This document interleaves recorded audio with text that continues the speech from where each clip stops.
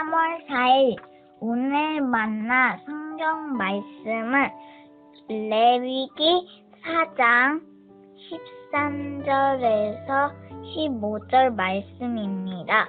만일 이스라엘 온 회중이 여호와의 계명 중 하나라도 부지 중에 범하여 허물이 있으나 스스로 깨닫지 못하다가 그 범한 죄를 깨달으면 회중은 수송아지를 속죄제로 드릴지니 그것을 회막 앞으로 끌어다가 회중의 장로들이 여호와 앞에서 그 수송아지 머리에 안수하고 그것을 여호와 앞에서 잡을 것이요. 아멘. 오늘 만나로 만나주시는 하나님을 기대합니다. 저는 눈시력이 좋지 않아서 늘 안경이나 렌즈를 착용합니다. 그런데 가끔 깜빡하고 맨눈으로 청소를 할 때가 있습니다. 청소 후에 안경을 끼고 돌아보면 보이지 않던 머리카락과 먼지가 눈에 들어옵니다.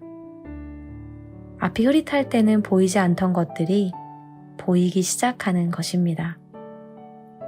차라리 보지 않았더라면 후련하게 청소를 마쳤겠지만 먼지가 남아있다는 것을 깨닫고 나서는 다시 청소기를 들곤 합니다.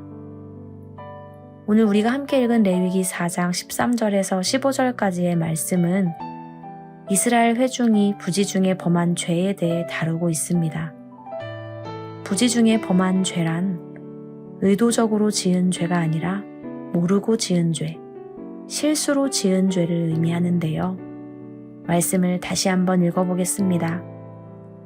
만일 이스라엘 온 회중이 여호와의 계명 중 하나라도 부지 중에 범하여 허물이 있으나 스스로 깨닫지 못하다가 그 범한 죄를 깨달으면 회중은 수송아지를 속죄제로 드릴지니. 속죄제란 부지 중에 하나님의 뜻을 어기게 되었을 때 하나님과의 관계를 회복하기 위해 드리는 제사였습니다. 그렇기 때문에 속죄제는 드리고 싶은 사람만 자원하여 드리는 제사가 아니라 죄를 지은 사람이라면 누구나 반드시 드려야 하는 의무 제사였습니다. 하지만 이 제사를 드리기 위해서는 한 가지 전제 조건이 있었습니다. 바로 깨달음입니다. 죄가 죄로 깨달아져야만 속죄제를 드릴 수 있었습니다.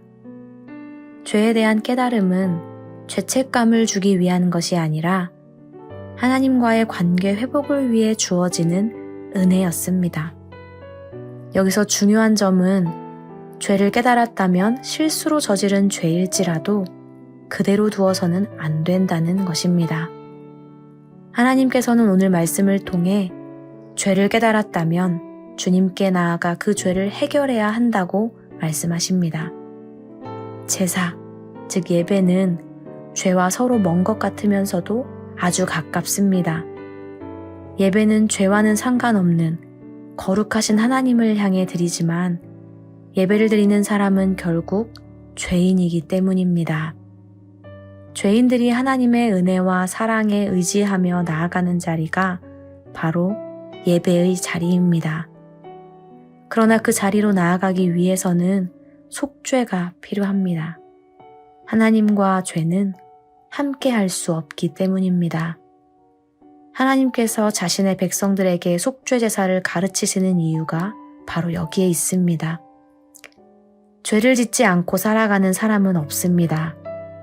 성도들도 마찬가지입니다. 그러나 성도가 다른 것은 하나님께서는 그 죄를 해결하시기 위해 하나뿐인 아들을 이 땅에 보내셨음을 알고 그 사랑에 잇대어 살아간다는 점입니다. 그렇게 성도는 죄를 미워하시는 하나님 편에 서서 죄책감이 아닌 십자가 사랑에 기대어 살아가는 사람입니다.